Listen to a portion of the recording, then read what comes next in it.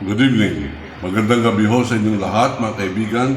Ako po ang kawal ng demokrasya. Pareho po ng maraming mga kawal na magtatanggol po sa ating soberenya at kalayaan bilang bansang Pilipinas. Mga kaibigan, unahin po muna natin magpasalamat doon po sa mga tumatangkilik sa atin across the seas. Meron po tayong mga tagapakinig dyan po sa Florida, USA, Dennis Villanueva, Florito June Lagunera, Olive Tenorio, doon po sa New York, at yung pong iba pa nating kapanalig dyan, sila Attorney Luciano Adan Jr. Huwag nyo na pong pag-initan yan kasi naka-eskwela ko lamang yan sa Far Eastern University nung siya po ay nasa free law. Ako po ay nasa argumentation and debate journalism class. Magka-eskwela po kami yan. Ngunit naalaala niya ang aming pagsasama dahil sa miyembro kami ng isang unofficial society, Girl Watcher Society. Nanonood po kami ng mga nagagandahan namin mga ka-eskwela, mga tamaraws o mga co-eds o mga babae dyan po sa Far Eastern University. Circa 1960s. Sabay mo, tumatanda na tayo. Classmate June Adan Jr. At tayo po ay bumabati sa lahat, lalo tigit doon po sa ating mga kapanalig na nagbibigay po sa atin ng parating moral support at yung iba naman ay talagang direct support. Pareho po nila Lori sa Sydney, Australia, diyan po sa Hawaii, hindi ko po pwedeng sabihin ang kanyang pangalan, ngunit alam niya na siyang aking pinapatungkulan. Thank you very much. Kaya meron pang kindat kasi natanggap ko yung inyong mga moral support and otherwise. At doon po sa mga brad natin at mga kasama natin mga Muslim, dyan po sa Saudi Arabia, abay, nagpapaabot po sila ng pakikiisa. Kaya po ninyo, magpapadala po ako ng ID po dyan nitong ating pong binuo na Kawal ng Demokrasya Brigade. Meron na po tayong binubuo na brigada ng Kawal ng Demokrasya, mga para pong mga KKK yan. Yung panahon po ni Andres Bonifacio, yan po yung mga guerrilla ng panahon po ng Hapon, yan po yung mga Samareño, Balangega fighters ng panahon ng mga Amerikano, at ngayon sa panahon ng mga Inchik, meron po tayong Kawal ng Demokrasya. Yung po mga nais sumapi, abay papadalang ko po kayo ng inyong mga ID para po alam natin kung ilan itong registered partners natin against China and against corruption. Patungo na po tayo ngayon sa ating mga issue. Dalawa pong issue ang ating tatalakay ngayon. Ang una, yung pong issue ni Digong. Hindi ko matatawag ito yung mga sinasabi ninyong DU30, mga Chinese, ano po yan, ng public relations agency po ng China yan, nag-design ng DU30 na yan. May mga DU mong kita dyan, nakita mo. Anyway, ang tawag ko po dyan sa inyong Pangulo, hindi ko Pangulo yan si Duterte. Tandaan po ninyo, pag ito'y krimen na sabihin na hindi ko Pangulo si Duterte, ako'y kriminal, a happy criminal, a free criminal, unshackled, hindi po nakagapos, hindi nakadena, unshackled, unchained. Ako po yan, malaya po tayo, at sapagkat hindi po tayo nagunggong ang ating pong isipan na malaya, tayo po isang manunulat, tayo makata, tayo po marunong magtalumpati, sapagkat sa puso lang natin ang gagaling ang diwa at buod ng ating pong pinamamahayag.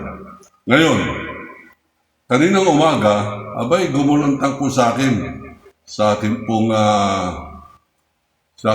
Facebook page, Kawal ng Demokrasya, yung pong sinabi ni Duterte na galit na galit siya sa Facebook sapagkat yung Facebook daw ay para pong tinatanggal na yung mga account ng trolls niya ng mga pro-Duterte at anti-Leni, anti-Carbonell, anti-Percy Lapid at anti-Filipino na mga Filipino accounts dyan po sa Facebook. Mabuti pa itong Facebook at medyo disente. Mabuti pang Facebook sapagkat alam nila na habang dinuduhagi isang bansa, tungkulin ng Pilipino lumaban. Kaya tama ka Facebook, tatanggalin mo yung mga kakutsaba, tatanggalin mo yung mga traidor, tatanggalin mo yung mga baboy manalita sapagkat ang mga Duterte, lahat baboy kung magsalita sapagkat baboy ang kanilang Pangulo ng pangalan ay Rodrigo Baboy Inutil Duwag Duterte. So yung pong pag-Islam niya o kanyang pagsasalita laban sa Facebook, nagpapakita lamang na bugok etong si Duterte, si Digong, sapagkat babawalan niya raw mag-operate dito sa Pilipinas ang Facebook. Hindi niya ba naiintindihan yan? Internet yan, nasa clouds, nasa alapaap po yung mga mensahe na yan. At hindi niya maaring arestuhin yung mga nandyan sa London, pareho ng ating isang kapanalig dyan. Hindi ko sasabihin ang pangalan, sapagkat pag sinabi ko ang kanyang pangalan ng taga Baguio, yung kanyang asawa, matutuntun sila. Ngayon, pinapaabot ko lamang ang pagbati ko diyan kay Mama Whiskey. Mama Whiskey, MW, ibig sabihin yan. At tayo po'y bumabati sa inyo. Huwag niyo na pong tanungin kung paano ko nakuha yung inyong pangalan. Huwag niyo na pong tanungin kung bakit alam ko ang inyong Facebook account sapagkat kayo ay mga mararangal na mga tao at sapagkat marangal ang iyong asawa na isang Ilocana, kapwa ko. Ako po'y hindi Ilocana, ako po'y Ilocano nga pala. Mabuti rin nagkakaintindihan po tayo ng konti. Ngayon, kaya po kayang-kaya ni Duterte na murahin yung Facebook sapagkat ang tingin ni Duterte sa kanyang sarili, superpower siya.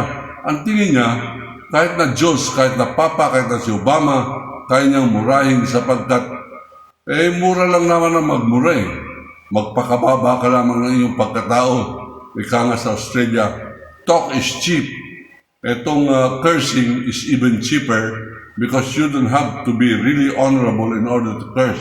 You only have to be a Duterte in order to be able to curse. Ngayon, ito pong sinasabi ni Ginong Duterte, abay, ang sabi niya, that's why I allowed Facebook to operate in my country because I thought you can be of help in building a good government for my country.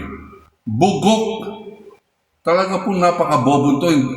One of these days, ilalahad ko po sa inyo kung bakit fake ang pagka-abogado nito. Alam ko po kung paano naging abogado itong si Digong Duterte sapagkat meron pong iskandalo kong nalalaman, meron po tayong mga taga Davao na mga informant, meron po tayong mga taga Supreme Court na nagsabi sa atin, at alam ko ang history kung paano naging abogado ang isang istambay sa bilyaran dyan po sa malapit sa Mensing Hotel ng Davao City, dyan po sa may Claveria, San Pedro Street. At ngayon, mga kaibigan, ang tingin niya sa kanyang sarili, siya ay malaki, siya ay abogado, siya ay naging piskal, at siya ngayon ay Pangulo di umano ng Republika ng Pilipinas na sa isang taon magiging probinsya ng China pag hindi po kayo tumulong sa kawal ng demokrasya. I will be frontally confronting this movement of Duterte to convert the Philippines as a province of China to his boss, Xi Jinping. Ngayon, mukhang binabago niya po yung following natin sapagkat sinasabi niya na hindi naman dyan ang kanyang punta. At sinasabi niya, baka mag-resign siya. Ayun din, naudlot na naman yung mga Duterte niya, yung mga Digong followers niya ng mga gunggong ng mga Pilipino na kulang ng pag-iisip at kulang ng karangalan. Kulang ang karangalan ng lahat ng Pilipino na sumusuporta kay Duterte. Ang ibig sabihin niyan, kumbaga po sa kababuyan, ayan po ang kultura ng kababuyan ng mga Pilipino na sila'y sumusuporta sa isang gunggong na baboy na pareho po ni Duterte. Narinig po ba ninyo yung aking sinabi? Opo, libelous po yan.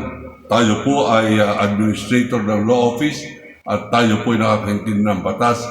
Libelous yung sinabi ko na si Duterte ay baboy. But it is the truth because it's not because of his looks but because of his persona or his personality that he is a pig. In New York City, nung ako po ay Fulbright Grant Scholar, ang akin pong nababanaagan, ang pinakamababang at pinakamasamang pagmumura ay yung pong tawagin kang pig. At yan pong tawag po nila doon po sa mga New York Police, yung Yankee Cops, yung mga nakakabayo po yung iba. Ang tawag nila pagka New York Police, yung po mga New Yorkers, is a pig. Yan po yung pinakamaliit po nilang, pinakamababa po nilang pagtingin. At yung pagsabi ni Ginong Duterte na siya ay magre-resign, yan po isang malaking bluff. Ano po ibig sabihin ng bluff? Panluloko na naman ng publiko, panluloko ng madla, panggugoyo, pagsisinungaling. Si Duterte, he has been a big bluff all along. He does not know the truth anymore about realities, even about himself. He does not even know his own mother because his mother was a Diliwan or a yellow warrior and he despises yellow as a color. Dilawan ang nanay po ni Ginong Duterte at mukhang hindi niya po nalalaman yan. Ngayon, yung kanya pong pagsasabi na siya ay mag-bluff, na siya ay magre-resign, isa pong malaking bluff o panloloko o panggugoyo yan para mawala po tayo doon sa issue ng China, mawala po tayo sa issue ng corruption. Bagamat sinabi niya na kaya siya magbibitaw bilang Pangulo ay dahil hindi niya kayang labanan ng corruption. Paano mo malalabanan ang corruption na yan? Gunggong Duterte ka. Ikaw mismo ang pasimuno ng corruption. You, Ginoong Duterte, Mr. Duterte, Mr. Duterte, retarded, is king of corruption in the Philippines. So how can you bluff the Filipino people again and again that you are resigning? This guy is a big bluff. Isasabihin ko po sa inyo, umpisa pa lamang ng kanyang kandidatura, nag-bluff na siya na hindi siya tatakbo, hindi tatakbo. At ang China naman, nag-aalaga po sila ng kanilang mga trolls at nagbibigay sila ng malaking pera, sanay na sanay po sila. Diyan po sa management ng Facebook at ng internet, ng social media, upang sa ganun, huwag po kayo magkakamali. Marami po inchik, napakagaling po magtagalog niyan at marami inchik sa ngayon. Mga Pilipino na ang kanilang mga passport sapagkat binili po nila yan sa DFA ng 1 million to 10 million pesos a piece. Ngayon, nag-blah-blah po yan, hindi po magre-resign yan. Bakit magre-resign yan? Langong-lango na yan sa kapangyarihan. As in fact, siya po ay akala niya superpower siya. He stupidly and wrongly aligned himself as one among the powers of Russia and China when he announced that China, Russia, and the Philippines against the world. Idiotic, moronic, imbecilic, madman. Huwag po kayo maniwala. Don't believe this guy because this guy is a big bluff and he is a joke, a cruel joke of nature upon the Filipino people. In fact, the Kawal and Demokrasya believes that Duterte is a punishment from God for all the wrongs that it has been done and for all the wrong pathways it has been following. Yan po siguro ang parusa talaga sa atin. Pagiging gunggong, pagiging traidor ng Pilipino, ayan, binigyan kayo ng Duterte. At lahat na nananatili sa araw na ito na pro-Duterte ay gunggong at traidor sa bansang ito. Kaya lahat kayo ng mga DDS, lahat, walang exception, lahat ng pro-Duterte, you will not be forgiven by this generation and the next generation to come because you have supported the number one traitor, number one supporter of all the corrupt people in this country, number one drug lord in the Philippines. You are a supporter. Shame on you, Filipinos, who are supporting Duterte. This is my face, this is my name. You can hunt me all you want, you Duterte supporters. I will face you, but you will not be forgiven. You can only run, you cannot hide, as Cathy Villanueva has said. Ako po si Waldy Carbonell.